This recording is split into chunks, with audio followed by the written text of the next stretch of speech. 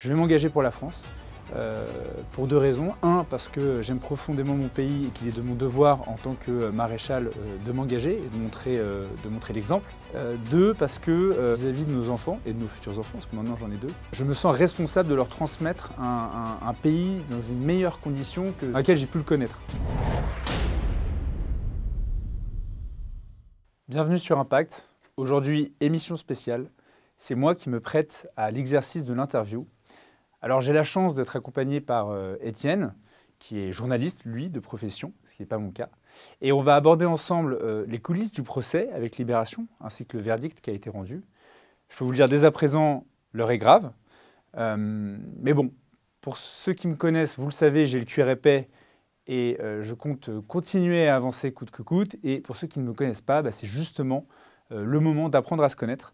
Donc je ferai une interview où je dévoilerai toutes mes motivations, toutes mes intentions et la ténacité qui est la mienne. Donc j'espère que vous aurez ainsi des clés de compréhension de mon action pour la France.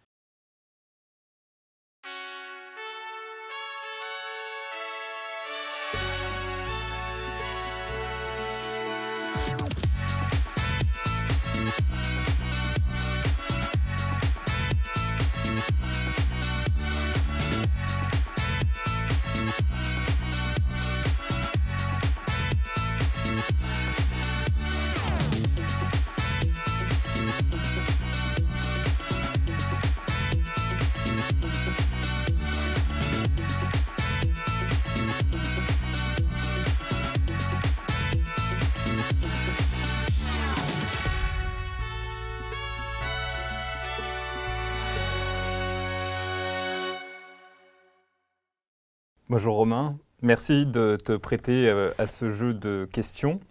Alors comme tu viens de l'évoquer, je pense qu'il sera intéressant pour ceux qui nous écoutent de revenir sur la genèse de ton projet, Épopée, plateforme de vidéo qui a pour objectif de faire rayonner la France selon la mission que tu t'es donnée. Est-ce que tu pourrais tout d'abord revenir sur la raison qui t'a motivé à emprunter le chemin de l'entrepreneuriat plutôt que celui de la vie politique, comme le reste de ta famille? Oui, merci de le rappeler, effectivement. Donc on s'est lancé il y a 1 an et demi avec Épopée, c'était en septembre dernier. Et pourquoi cette information relative à Libération est si importante, c'est que l'article de Libération que nous considérons comme diffamant, parce qu'il nous traite d'antisémites, de fine fleur de l'antisémitisme, nous mettrons le lien évidemment dans la vidéo. En fait, il est arrivé juste la veille du lancement officiel d'Épopée. Donc vous imaginez les conséquences d'un article comme celui-ci, parce que Libération, dans la tête d'encore beaucoup de Français, c'est un journal qui compte, hein. Ça peut être considéré comme une institution, alors même qu'évidemment beaucoup de griefs peuvent leur être reprochés, notamment leur militantisme avec l'agenda progressiste qui est le leur. Pour répondre à la question, c'est vrai que j'ai grandi dans un environnement politique où, très petit, nous avons dû faire face à beaucoup d'adversités, beaucoup d'agressions gratuites.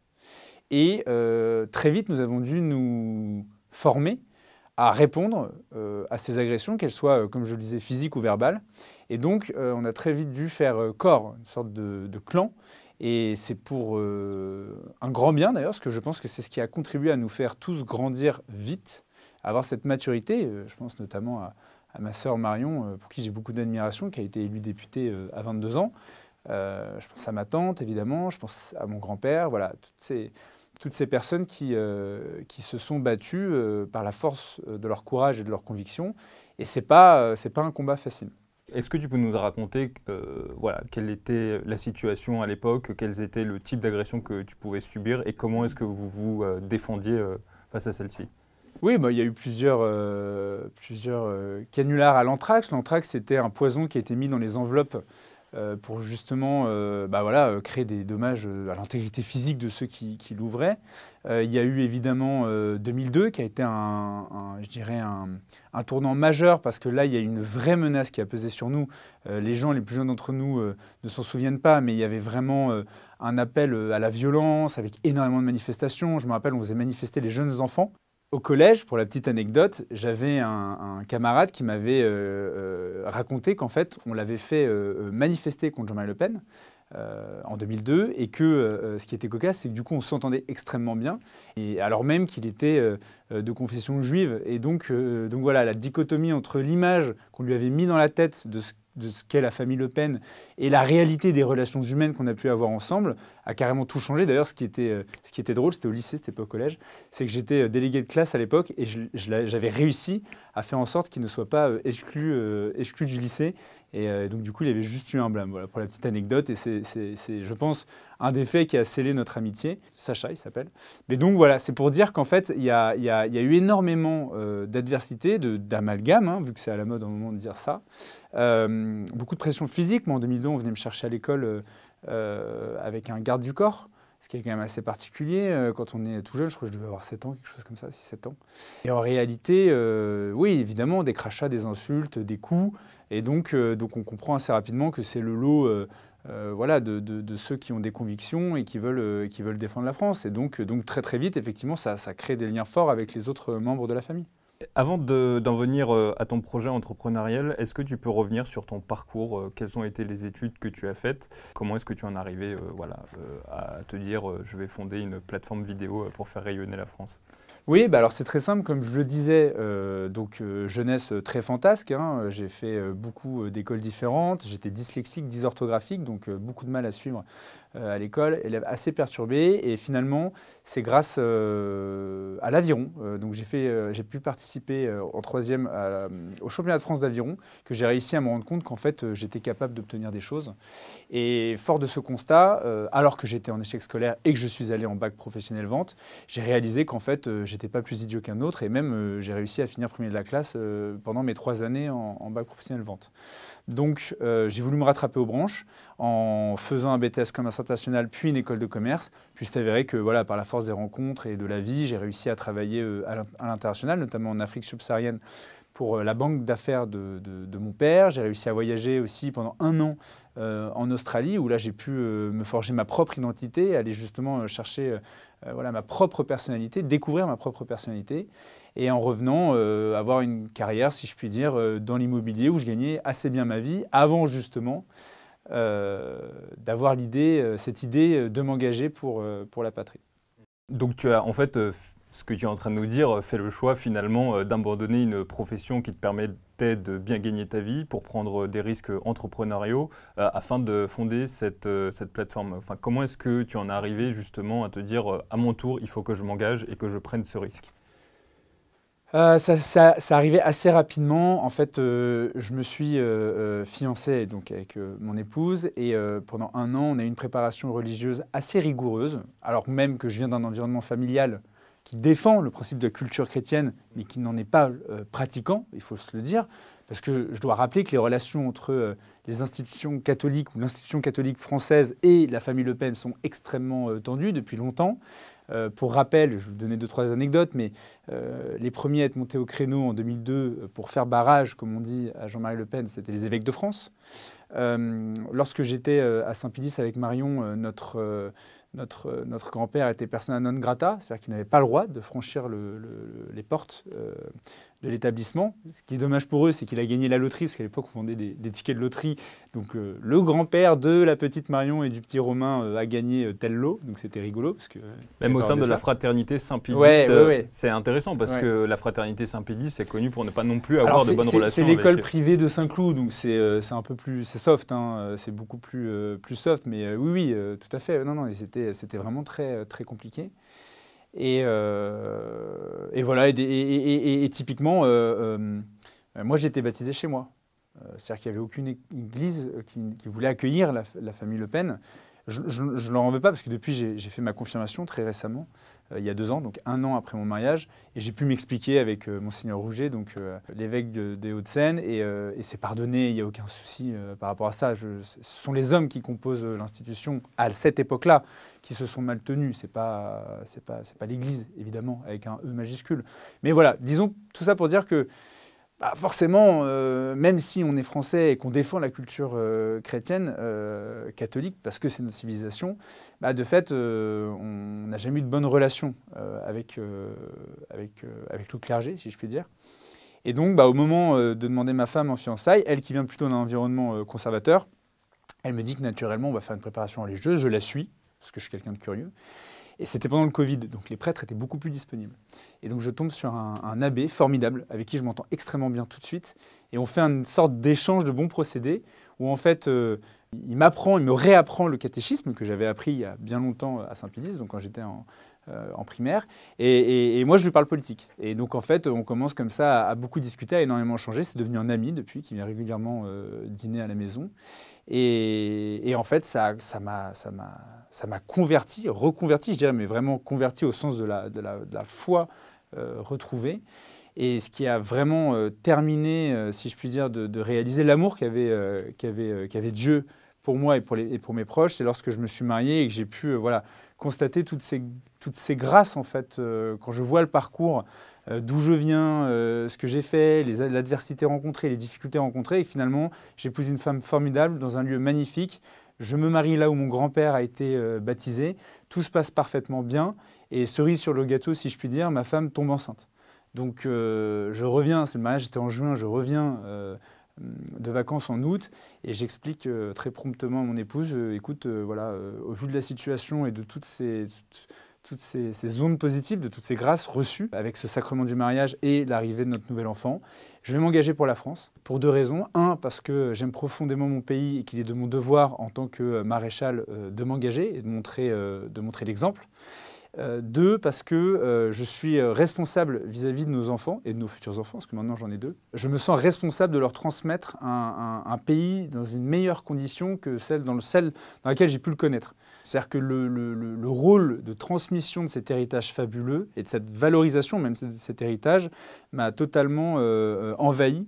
Et j'ai l'esprit tranquille d'ailleurs depuis que je me suis engagé vis-à-vis de mes enfants parce que je sais les efforts que je fais pour faire en sorte qu'ils aient un avenir meilleur. Donc ça, c'est vraiment les 2 raisons qui m'ont poussé à m'engager. Puis après, il a fallu trouver la voie, le moyen. Est-ce que c'est l'associatif? Est-ce que c'est le politique? Est-ce que le journalisme, par exemple, t'en sais quelque chose. Mais il y a plein de façons de s'engager. Et l'entrepreneuriat correspondait vraiment à ma personnalité parce que je considère que, ce que nous proposons, c'est-à-dire valoriser la culture française, a une valeur ajoutée absolue. Il y a plus de 100 millions de visiteurs chaque année en France, donc c'est que la France intéresse dans le monde.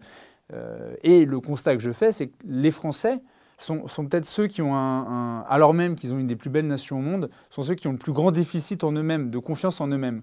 Et je pense que ça a de graves conséquences sur le discernement des choix de leur avenir. C'est-à-dire que je pense que ce déficit de confiance en soi les empêche de choisir les bons dirigeants, les bonnes options pour la nation, de faire les bons choix même à l'échelle de leur propre famille ou de leur propre personne, parce que justement, il y a un discours de morosité, il y a un discours même d'anti-France qui existe depuis des années, qui justement leur explique qu'ils ont une histoire terrible, qu'ils ont participé à des crimes contre l'humanité, on pense à la colonisation, la colonisation, etc.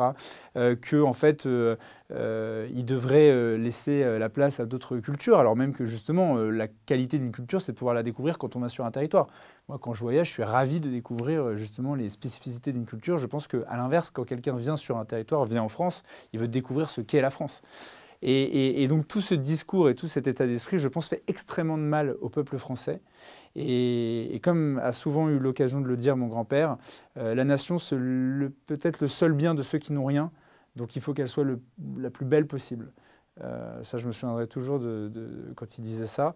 Et donc voilà, mêler l'utile et l'agréable, c'est-à-dire créer une entreprise lucrative qui puisse subvenir aux besoins de mon environnement, des salariés, et créer les conditions de son propre développement économique, de son propre épanouissement, et en même temps le faire au service de ma nation, au service de la France, et le faire avec ce prisme, je dirais, tradition et innovation, parce que je pense que le projet de nation, il se pense effectivement avec ce qui nous a été légué, mais aussi avec un projet d'avenir.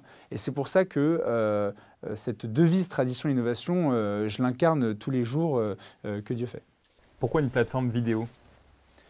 Très bonne question. Alors la vidéo, parce que 90% de la bande passante Internet concerne la vidéo. Ça, c'est le premier point.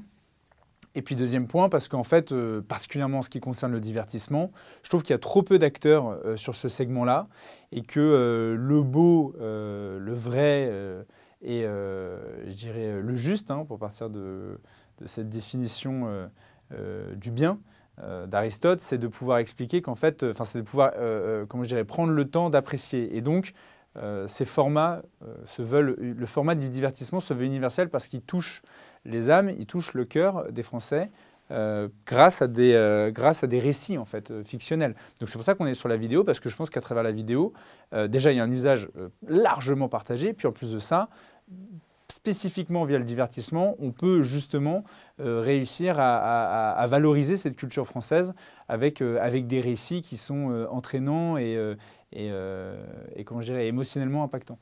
Ce que tu dis là, ça me rappelle une tribune que tu avais donnée à Valeurs Actuelles, que tu avais intitulée « Le grand enlondissement corollaire du grand endoctrinement ». Tu rappelais que la gauche cherchait à travestir la réalité et que cette inversion du vrai et du faux pouvait rapidement chavirer dans une inversion du beau et du laid. Et ensuite, tu rappelais les mots de Solzhenitsyn qui appelait, pour s'opposer à ce travestissement de la réalité, à mettre en place un seul principe, le courage, refuser tout mensonge. Est-ce que tu peux revenir sur les liens qui existent entre cet enlaidissement de la société française par bien des aspects et le lien qui existe justement avec ce grand endoctrinement dont tu parlais un peu plus tôt, par exemple, qui consiste à culpabiliser les Français sur leur histoire? Moi, ça me fait également penser aux travaux d'Orwell sur le ministère de la vérité. C'est-à-dire que j'ai le sentiment qu'en fait, on vit dans un monde où tout est possible, tout est libre, apparemment, sur le papier, mais qu'il y a certaines thématiques, certains sujets ou certaines vérités qui ne sont pas bonnes à rappeler. On parlait de ce pan de l'histoire de France, ou même de cette falsification à bien des égards. On pense à ce qu'a dit Apathy récemment sur la colonisation française en Algérie. C'est-à-dire qu'en fait, on crée un récit qui doit se faire culpabiliser des Français, sachant qu'en plus, ce n'est même pas leur responsabilité directe, parce que c'est les anciennes générations, donc ça ne devrait même pas les concerner.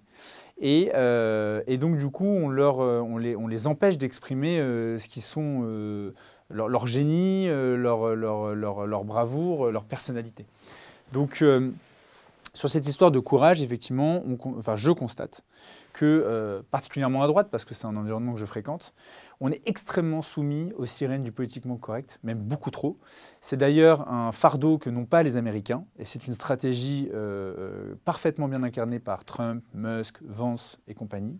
C'est-à-dire qu'en fait, plutôt que de se dire il faut montrer patte blanche pour être accepté par le système et accéder au pouvoir et appliquer notre programme, en fait, il faut s'attacher à la vérité, comme je disais, au beau, au vrai, et que par la force des choses, grâce à la victoire, la dédiabolisation aura lieu. Et nous pourrons corriger ceux qui, pendant des années, corriger au sens intellectuel évidemment, ceux qui pendant des années ont fait des leçons de morale et ont professé des mensonges en fait, en réalité. Puis c'est extrêmement grave, on parle souvent de troubles à l'ordre public quand on parle de manifestations, de rassemblements, mais expliquer à des individus, moi je suis catholique donc cet aspect catholique veut dire universel. Donc peu importe où je vais dans le monde, évidemment toujours avec respect, je peux échanger avec n'importe qui et avoir des discussions très profondes sur la spiritualité, la foi et autres. Et donc pour moi ce discours, je dirais d'élite de gauche cosmopolite, pour les appeler ainsi, est extrêmement grave parce qu'en fait il crée les conditions du trouble à l'ordre public. Pourquoi? Parce que si une population étrangère vient sur le territoire français, dans nos écoles, et que lors du cursus scolaire notamment, mais pas que, à la télévision, à la radio, dans les médias, presse écrite, etc., on leur explique à longueur de journée que les Français est un horrible peuple, colonisateur, oppresseur, qu'ils ont collaboré, etc., et ont fait toutes les pires atrocités du monde, évidemment, que je n'ai pas envie de m'assimiler, ce qui me semble tout à fait logique, et même deux, il est même de mon devoir moral, si je fais partie du camp de bien, que de m'en prendre à ces gens-là et de renier cette culture-là, en fait. Donc c'est doublement scandaleux. C'est-à-dire qu'il y a un double effet qui se coule, comme on dirait.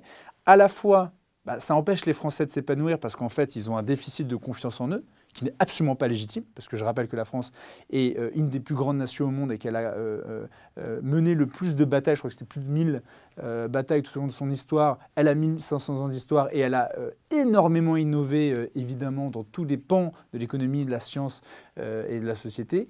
Et qu'en parallèle de ça, évidemment, entretenir ce discours-là, ça nuit aux capacités de projection des Français vers l'innovation, notamment. Et en plus, ça crée du trouble à l'ordre public parce qu'évidemment, ces populations qui arrivent sur le territoire français, de fait, n'ont aucune envie de s'assimiler. Et même, je vous le dis, on les autorise à s'en prendre, en fait, finalement, aux Français parce qu'ils ne sont que d'horribles collabos, colonisateurs, etc. Donc c'est doublement condamnable et c'est doublement préjudiciable. Donc selon toi, la droite manque de courage politique. Est-ce que le modèle adopté par Trump, à savoir dire la vérité sans filtre, est applicable en France? Est-ce que selon toi, cela ne pourrait pas être, parce que c'est comme ça que réfléchissent certaines personnes à droite, un obstacle à la victoire à la présidentielle?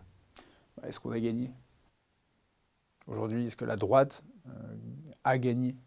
Non, alors que tout donne raison à la droite. Sur l'immigration, plus de 75% des Français, ou 80%, ça dépend des sondages, sont totalement favorables. Tout le monde constate l'insécurité. Il n'y a pas un jour où il n'y a pas un viol, un coup de couteau, une agression.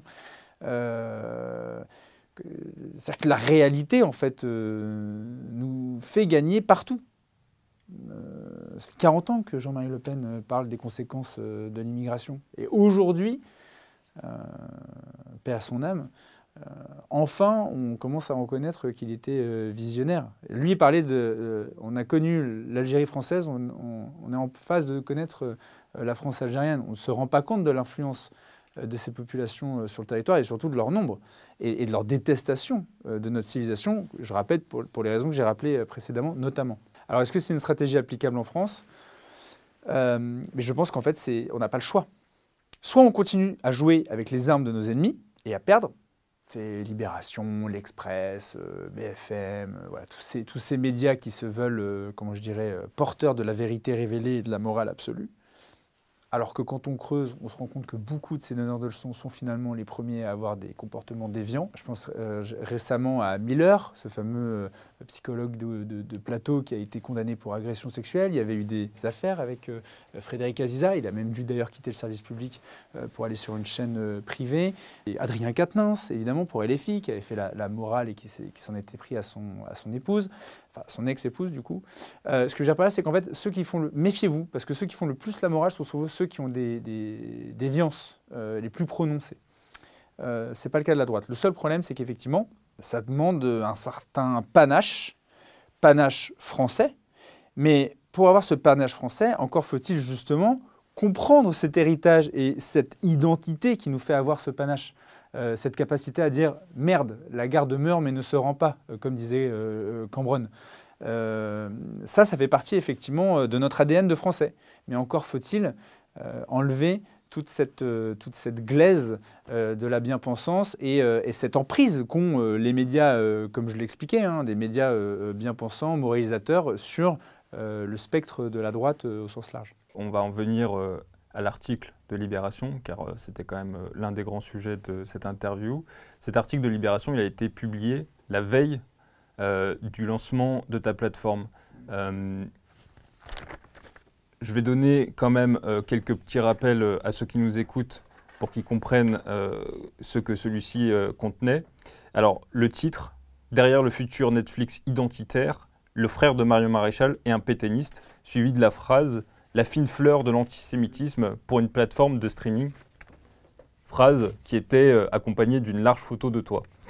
En réaction, tu as choisi d'engager une procédure judiciaire pour injure publique, comme tu as estimé avoir été diffamé.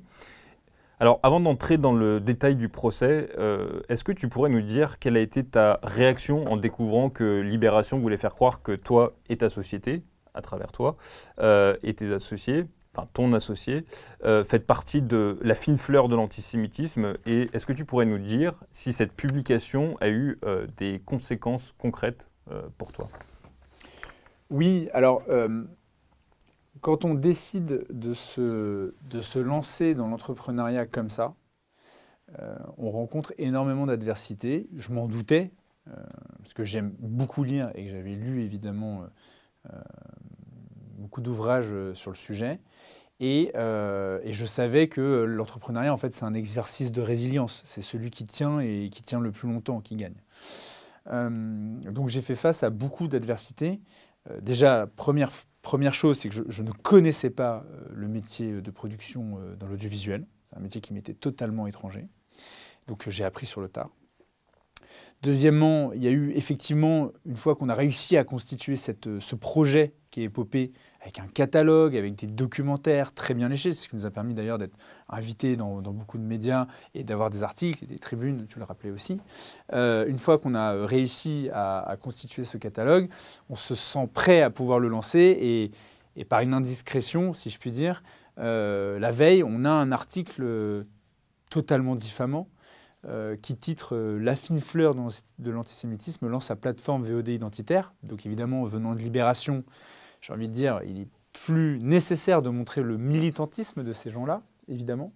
Et on sent surtout dans cet article de Frontal, donc Frontal, je le rappelle, c'est une sorte de newsletter, il y a 4 journalistes dedans, donc c'est jamais signé.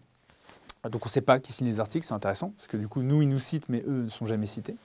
Ça, c'est le premier point que je voulais relever. Deuxième point, donc c'est un newsletter spécifiquement dédié à l'extrême droite. Ça, c'est un peu leur thème de prédilection.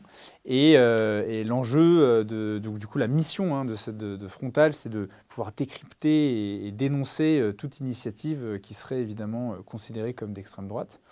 Et en fait, donc sort cet article où, par des moyens totalement calomnieux, non seulement, évidemment, ils jettent le discrédit sur mon nom, ils utilisent des écrits d'un de mes associés qui est avocat, je rappelle, au barreau de Paris, qui a pignon sur rue, qui s'appelle Adrien Abosi, qui a écrit plusieurs ouvrages historiques, notamment parce qu'il est passionné d'histoire, qui n'a jamais été condamné, qui est un fervent catholique, comme il aime à se le dire, et qui, évidemment, en tant que catholique, a écrit plusieurs fois que...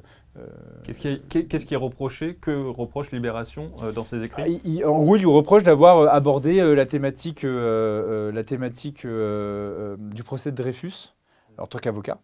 C'est un sujet qui l'intéressait et notamment parce qu'il a écrit plein d'ouvrages sur la bataille punitive, sur la France divisée contre elle-même, enfin des livres vraiment de tout type. Il est très, très productif dans son écriture d'ouvrages.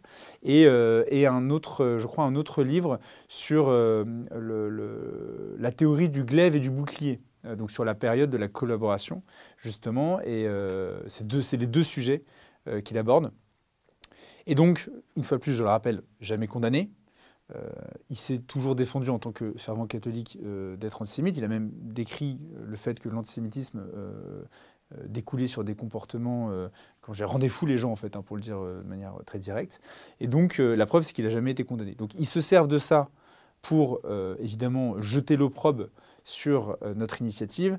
Et les conséquences immédiates que ça a eues, c'est qu'on a perdu, j'ai perdu 2 associés en fait dans la foulée.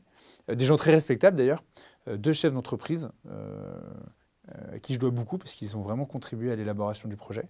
Un était justement dans l'environnement de la VOD et l'autre était dans la finance. Et aujourd'hui, il a un poste très important dans une grande institution. Et en fait, ils n'ont pas quitté l'actionnariat par envie de quitter l'actionnariat.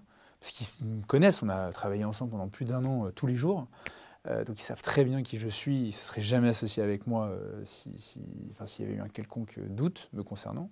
Mais ils me l'ont dit, ils m'ont dit voilà, on nous pousse à devoir quitter l'actionnariat parce que par rapport à nos activités professionnelles, par rapport à nos proches, c'est pas possible. L'un, c'était son associé direct dans une entreprise et l'autre, c'était son comité de direction qui le poussait à quitter l'actionnaire. Donc ça fait un peu mal la veille du lancement d'avoir ces informations-là.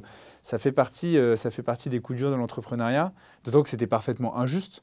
On y reviendra quand on va décrypter le procès et donc le verdict, c'est la conclusion du procès. Donc ça a vraiment fait partie des choses un peu difficiles à encaisser au lancement du projet.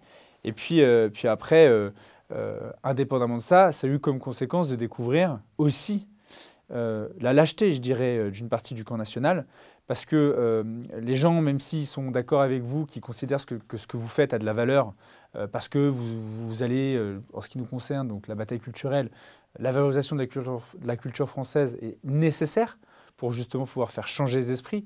Je vous apprends rien, hein, c'est du Gramsci. Gramsci, donc fondateur du Parti communiste italien, qui expliquait qu'en fait l'hégémonie culturelle est mère des batailles politiques. On a eu mai 68, on a eu Mitterrand, il y a eu les Lumières, il y a eu la Révolution, voilà, pour la faire très simple. Et donc en fait, si on veut pouvoir un jour gagner dans les urnes, il faut d'abord gagner dans les esprits. Et pour ça, il faut aller dans toutes les strates de la société. Quand on dit culture, c'est les arts, évidemment, le cinéma, mais pas que. C'est l'école, les institutions, enfin voilà. Et pourquoi je parle de ça? Parce que même si tout le monde est d'accord sur le constat, et qu'il y a peu d'initiatives en la matière, moi, si je suis allé sur le divertissement via de la vidéo, c'est parce que personne n'y était, en réalité. Et que je ne comprenais pas pourquoi personne n'y allait. J'ai compris après coup que c'était très ambitieux, mais ça aussi, on va en parler. Mais donc, du coup, j'y suis allé corps et âme, et je m'attendais à avoir énormément de soutien, parce que, bah, évidemment, un, c'était ambitieux, personne ne voulait y aller, donc j'ai eu le courage d'y aller, et deux, en plus de ça, c'était, comment je dirais, un travail de longue haleine, parce que la culture, c'est long, ça peut être pénible parfois, c'est beau, parce qu'on arrive à créer des vraies œuvres artistiques, mais ça prend du temps. Et donc, j'ai pu constater qu'il y avait beaucoup de gens dans l'environnement qui soutenaient, mais qui soutenaient en privé, et qui avaient un peu plus de mal à faire publiquement, notamment à cause de cette espèce de joug tombé de la part de Libération, parce que malheureusement, ils ont encore beaucoup d'influence dans nos environnements. Donc il y avait des personnes à droite qui étaient prêtes à soutenir ton projet, tombe l'article de Libération, et finalement elle c'est un ensemble. Je pense qu'il y a, et ça n'a jamais été dit clairement, mais je pense qu'il y a à la fois le côté famille Le Pen, l'article évidemment, qui même si en fait est totalement infondé, jette un discrédit. Vous savez, calomnier, il en restera toujours quelque chose. Donc ça jette quand même un discrédit. Et puis voilà. Et puis oui, peut-être un petit peu de méfiance. Maintenant, c'est minimal par rapport à tous ceux qui m'ont soutenu. J'invite nos auditeurs à aller voir sur Internet.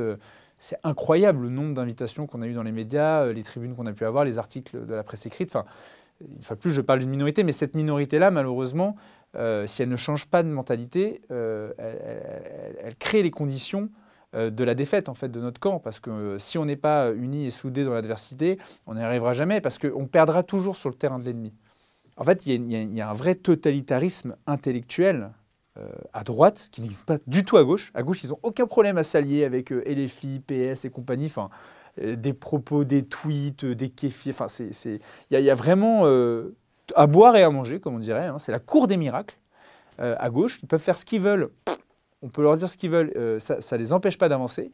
Et nous, par contre, dès qu'il y a un soupçon de début de quelque chose décrit, pointé du doigt par un ennemi politique, soit un média ou un homme politique, tout le monde est en panique et plus personne n'ose bouger. Mais cet immobilisme va nous tuer, en fait. Avant qu'on rentre plus en profondeur dans le procès, tu as dit que tu avais l'impression que tu avais gêné des personnes. Qui avais-tu gêné, selon toi? Ah bah ça les embête, les journalistes de Frontal. Les journalistes de Frontal, c'est-à-dire qu'en fait, ça les gêne qu'on ait des initiatives qui valorisent la France et son identité, c'est tout. Donc cette initiative a été, on pourrait le dire, perçue comme une menace d'une certaine façon. Ah bah moi je suis personne. Je lance de manière très humble une plateforme, la première plateforme de vidéo à la demande des amoureux de la France, qui se veut en plus transpartisan, parce que je pense que tous ceux qui aiment la France sont les bienvenus. C'est le cas aussi de la francophonie, j'y viendrai plus tard avec un autre projet sur lequel on est en train de travailler. Mais il semblerait que oui. Est-ce que tu peux maintenant nous décrire comment s'est lancée cette aventure qui a été épopée? Quelles ont été les réussites notamment que tu as pu avoir tout au long de ce cheminement depuis septembre dernier? Bah déjà, j'ai été bien inspiré par le nom épopée, parce que c'est peu de le dire. On est parti avec peu de moyens. Je vais le dévoiler d'ailleurs parce que j'en suis assez fier. Je suis assez fier du travail qui a été fait par les associés et aussi par les salariés. Donc on est parti sur ce qu'on appelle un proof of concept, donc avec un site fonctionnel, un catalogue qui était présent. On a pu donc lancer le projet vis-à-vis du grand public avoir un catalogue avec déjà plusieurs documentaires, reportages et émissions culturelles. Je pense notamment à l'Odyssée du vin sur le terroir.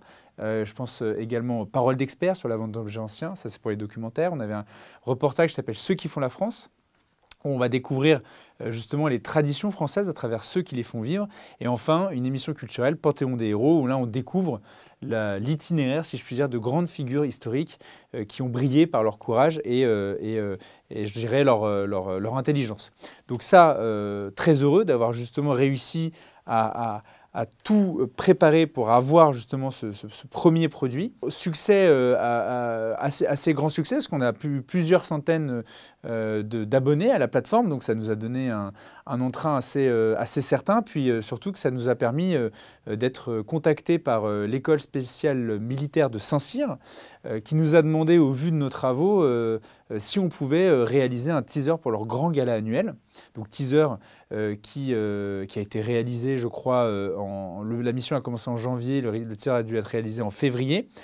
Grand succès du teaser parce qu'ils ont réussi à lever des fonds pour le gala annuel et le teaser est passé sur CNews. On mettra les extraits donc dans la vidéo. Tout de suite après ça, on a une mission d'accompagnement en animation pour leur compte Instagram. Et là, on a eu la chance de pouvoir rencontrer énormément de personnalités, des gens vraiment remarquables. Je pense à Thierry Marx, je pense à Franck Ferrand, à Joachim Murat. Il y a également eu Sylvain Tesson. Enfin voilà, toutes ces personnalités-là qu'on a pu interviewer. D'ailleurs, les interviews sont toujours disponibles sur le compte officiel Grand Gala de Saint-Cyr. Et donc ça, c'était pour la mission, je dirais, de Saint-Cyr. Donc on part d'Épopée, plateforme VOD, distribution de contenu. 3 mois après, on crée Ex Nihilo, une agence de communication en fait, qui s'appelle La Pointe de l'Épée. On a cette mission Saint-Cyr qui s'étale jusqu'en juin, donc Épopée, La Pointe de l'Épée. Et arrive en juin où bah, voilà, Épopée bat un peu de l'aile parce que bah, de fait, on n'a pas beaucoup de relais, pas de budget pour le marketing. On a réussi à renouveler un peu le catalogue, mais pas autant que je le voudrais. Et la mission Saint-Cyr qui s'achève. Et à ce moment-là, pour être très sincère, voilà, il y a eu une vraie remise en question. Je me suis dit, est-ce qu'on va réussir à repartir? Parce que ça devenait compliqué vu que cette mission se terminait là. Et la Providence a fait qu'on a eu une nouvelle mission, donc un industriel dans l'automobile qui a fait appel à nos services à la fois sur la partie production. Donc on a commencé notre mission sur un reportage concernant les coulisses des 24 heures du Mans, parce qu'il est sponsor d'une écurie, de l'écurie Lexus aux 24 heures du Mans. Et en même temps, bah voilà, un accompagnement sur l'animation de différents réseaux sociaux, ce qu'on sait faire très bien maintenant, grâce à Épopée, grâce à La Pointe de l'Épée, et grâce à cette mission de Saint-Cyr. Et donc du coup, on l'a accompagné là aussi sur 6 mois, qu'on a renouvelé depuis. Et on a pu faire des reportages justement sur des salons internationaux, je pense notamment à Francfort. On est allé à Bordeaux, on a fait beaucoup d'interviews, enfin voilà, beaucoup de contenu pour ce client. Et tout ça pour dire qu'en fait, on est parti d'Épopée, une plateforme VOD qui continue de se développer avec des nouveaux contenus de plus en plus. Depuis cette fameuse mission aux 24 heures du Mans, on a eu le renouvellement de notre catalogue avec des nouveaux épisodes des 4 programmes d'origine, plus l'arrivée des entretiens Impact, que vous pouvez retrouver sur YouTube, mais qui est un format épopée, où là on est à plus de 25 interviews avec vraiment des personnalités enracinées, dont je suis très fier. Et voilà, vu que ce n'est pas mon métier d'être journaliste, je suis content d'expérimenter ce format-là, parce que du coup, je me plais en fait à faire parler comment je dirais, des personnes de conviction et qui apportent surtout leur pierre à l'édifice France. Et puis donc toujours les missions de La Pointe de l'Épée qui ont continué. Et aujourd'hui, bah voilà, comme je vous disais, on a les nouveaux programmes, donc Impact. Où est Baudouin aussi, où Baudouin va à la rencontre, fait des micro-trottoirs où il va pouvoir discuter aussi avec des personnalités. Là, on était au Salon de l'Agriculture, et puis il y a d'autres formats qui arrivent qui sont encore en réflexion. Et notamment des formats, je dirais, de fiction.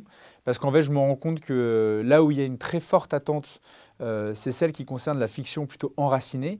Et je constate que c'est très difficile de trouver des acteurs à droite qui soient engagés dans cette voie-là, parce qu'en fait, c'est tellement préempté, la création artistique audiovisuelle est tellement préemptée par la gauche, il faut se le dire, que du coup, ceux qui sont plutôt, je dirais, enracinés sont difficilement trouvables. Et donc, on a eu l'idée, en partenariat avec les Éveilleurs, Je salue sa présidente d'ailleurs, Camille Renard, pour qui j'ai énormément d'estime.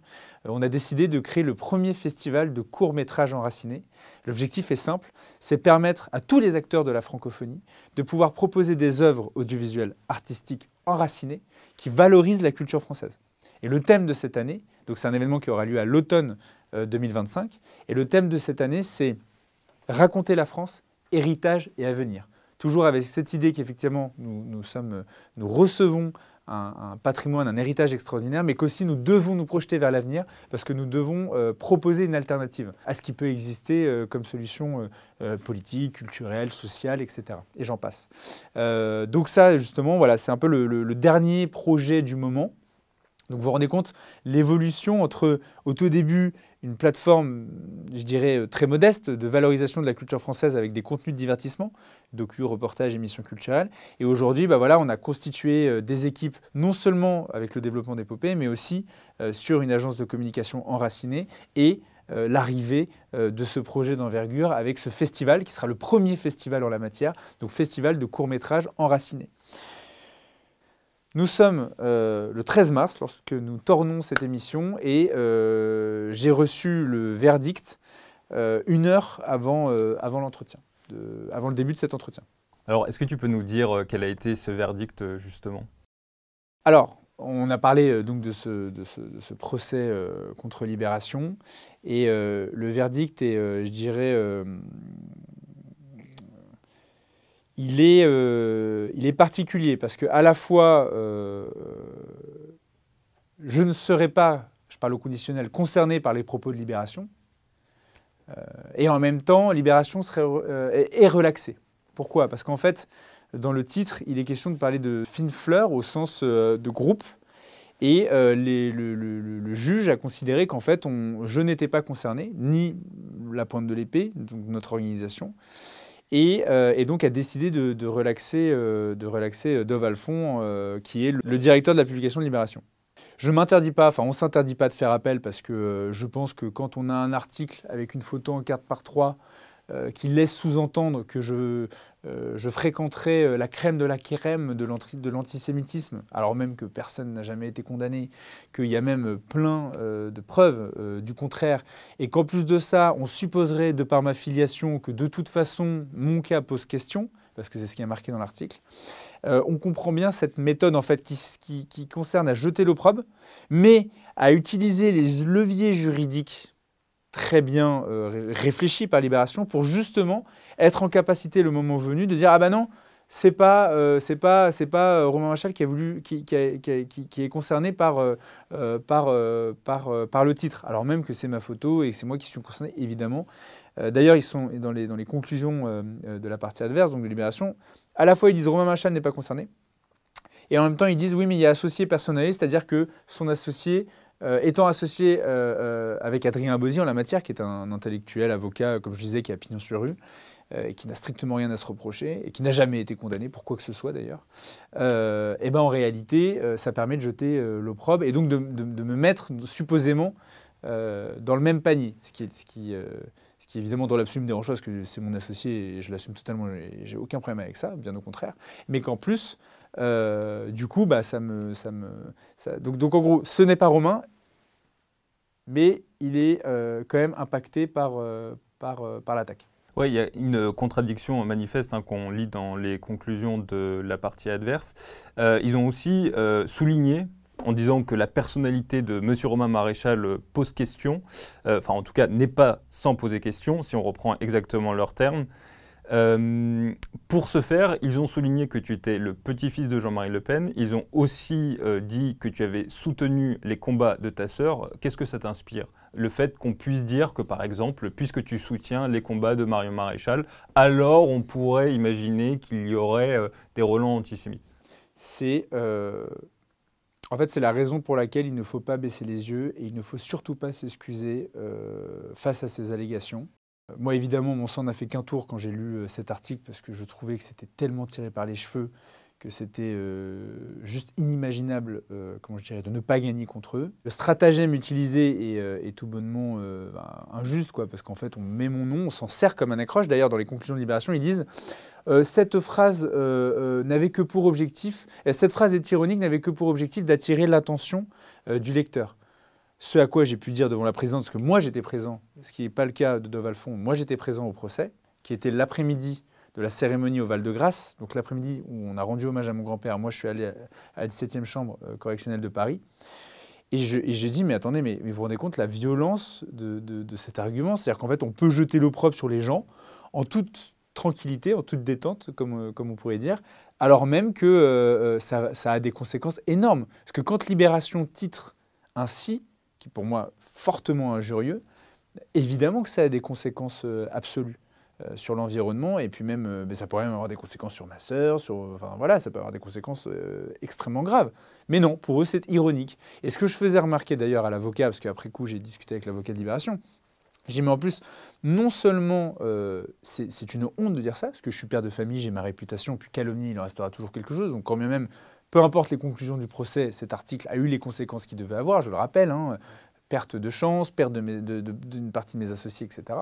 Mais pire que tout, il n'y a personne qui signe cet article. Donc en fait, moi je suis visé, directement ou indirectement, mais c'est mon nom en gros qui sort, ma famille, qui est visée par cette attaque politique, je le répète, et je n'en démordrai pas. Mais eux ne signent pas. C'est un groupement de journalistes, on a leur nom, mais personne ne signe l'article. Et pire que ça, parce qu'au moment du procès, il y a eu une interrogation quant à l'identité même du directeur de la publication. Voilà. Il y a eu une interrogation quant à l'identité du directeur de la publication parce qu'il manquait un dossier, dossier B1 pour être précis, qui est, voilà, c'est technique, mais voilà, il manquait un élément concernant cette personne. Et l'avocat de Libération a dit « oui, mais vous savez, c'est un prête-nom ». Et là, à ce moment-là, un blanc s'est installé parce que, on a eu peur de la procédure, comment dire, que la procédure judiciaire échoue. Et deuxièmement, qu'est-ce que cela signifie? Ça veut dire qu'en fait, même le responsable de la publication n'existe pas ou n'est pas la personne qu'on croit être. Donc honnêtement, on attend d'avoir plus de détails sur cette affaire, mais même là, il y a quelque chose qui pose question. Parce que vous verrez, je vous invite à regarder sur tous les sites officiels de médias, notamment, le directeur de la publication, c'est lui qui a la responsabilité des propos tenus en fait, en cas d'attaque. Et c'est une obligation légale. C'est-à-dire qu'il doit y avoir, vous êtes sur le site de la Pointe de l'Épée ou d'Épopée, dans les mentions légales, je suis le responsable de la publication. Parce qu'en fait, il faut qu'on puisse avoir quelqu'un à viser en cas de pépin. Il s'est avéré qu'il y avait quelque chose de pas clair. Voilà. Mais j'attends d'avoir les conclusions plus précisément à cet égard. Tu viens de nous donner ton appréciation de ce verdict. Est-ce que tu comptes faire appel ou est-ce que tu comptes accepter ce verdict? Non, on va faire appel parce que je considère, et c'est d'ailleurs assez incroyable parce que c'est ce qu'on comprend dans les conclusions de Libération, c'est-à-dire qu'on comprend qu'à la fois on n'est pas concerné, mais qu'en même temps on est associé personae et que de par ma filiation, mon cas, si je puis dire, pose question. Donc évidemment qu'on va faire appel. Je ne compte pas laisser salir ma réputation ainsi, quand bien même j'ai été relaxé, c'est-à-dire que je n'étais pas visé par les propos. Moi, je considère que l'injure publique est caractérisée et qu'il y a une vraie volonté de nuire de la part d'ennemis politiques. Je le rappelle, hein, Libération, c'est ceux qui ont fait la une sur le Puy du Fourbe lorsqu'il y a eu la sortie de Vaincre ou Mourir. C'est ceux qui ont critiqué la cérémonie d'ouverture de la Coupe du Monde de rugby avec Jean Dujardin et qui parlait de la France-France. Vous voyez un petit peu l'amour qu'ont ces gens-là pour notre pays. Et donc, évidemment que je ne vais leur céder aucun terrain et que j'irai les chercher partout. En tout cas, je compte bien mener la bataille et je compte bien mener la bataille avec vous, grâce à vous, à mes côtés, parce que sinon, c'est même pas la peine d'y aller en réalité, parce que comme je vous disais, moi je me mets au service. Je me mets au service des miens, donc de ma famille, de mes enfants, à travers effectivement cette œuvre, Épopée, mais je le fais aussi pour le camp national. C'est-à-dire que je considère qu'on a besoin de mettre en perspective les raisons pour lesquelles on se bat. Notre patrimoine, notre héritage, notre identité. Et donc, si vous voulez nous soutenir et donc être capable de pouvoir se défendre face aux attaques de nos ennemis politiques, il faut que vous nous souteniez. Et alors, soutenir, Je le sais parce que c'est beaucoup d'usage. Souvent, les gens vous demandent de créer des cagnottes ou vous demandent des dons, etc., etc. Vous avez l'habitude. Moi, je suis un chef d'entreprise. Je considère que ce qu'on fait a de la valeur, que les œuvres que nous apportons comment je dirais, apportent du positif. Pas plus tard que ce matin, j'ai reçu un message privé sur Messenger. Bonjour Monsieur Maréchal, juste pour vous féliciter de la grande qualité et de la diversité des reportages disponibles sur Épopée, cordialement. Voilà, quelqu'un que je ne connais pas, qui se reconnaîtra, j'en suis sûr, dans cette vidéo, et qui m'écrit ça à 7h36 du matin. Et c'est dire en fait que ce qu'on fait a de la valeur et sert à quelque chose. Et je ne vous parle pas évidemment de tous les messages de soutien, de ceux qui disent, bah voilà, merci de défendre la France, merci de défendre nos terroirs, merci de défendre notre identité. Mais une fois de plus, si vous voulez nous soutenir, prenez un abonnement à Épopée. C'est 9 € par mois. Avec 9 € par mois, si ne serait-ce 10% de ceux qui nous écoutez aujourd'hui le faisaient, on serait en capacité de créer encore plus d'œuvres audiovisuelles, à aller vers la fiction, à pouvoir faire des courts-métrages, puis des moyens-métrages, puis des longs-métrages, et petit à petit, justement, réussir à reconquérir les esprits, réussir à, justement, proposer une alternative à ce monde morose, mortifère et pessimiste. Voilà, c'est ça, moi, mon ambition pour la France et pour notre camp, en réalité, c'est d'être capable, justement, de prendre à bras-le-corps des projets ambitieux et de les développer ensemble pour, justement, offrir un avenir meilleur aux futures générations. Eh bien, ce sera le mot de la fin. Merci pour toutes ces informations. On te souhaite bonne chance. On espère que tu obtiendras une victoire judiciaire contre Libération, contre les attaques qui ont été portées par ce quotidien d'extrême gauche. Et puis, on te laisse un dernier mot si toi, tu veux inviter ceux qui nous écoutent à entendre un dernier message. Merci beaucoup Étienne pour ces questions très pertinentes. Et voilà, je le rappelle évidemment, l'argent c'est le nerf de la guerre. Il faut nous soutenir, autrement on ne pourra pas lutter contre ces forces extrêmement présentes, subventionnées pour la plupart. Et donc la meilleure façon justement de créer et de sortir du terrain de nos ennemis, c'est de créer notre propre terrain. Venez, bâtissons-le ensemble et on en sortira tous grandis. Le seul appel à l'action que je peux faire, c'est celui évidemment de vous abonner. Voilà, pour 9 € par mois, c'est extrêmement important. Nous, ça nous aide à continuer à nous battre, à développer des œuvres belles, des œuvres nouvelles. Il est grand temps maintenant de proposer une alternative crédible à ce qui peut exister en ce moment, mais qui ne défend pas les intérêts supérieurs de la France. Je compte sur vous et je vous dis à très bientôt.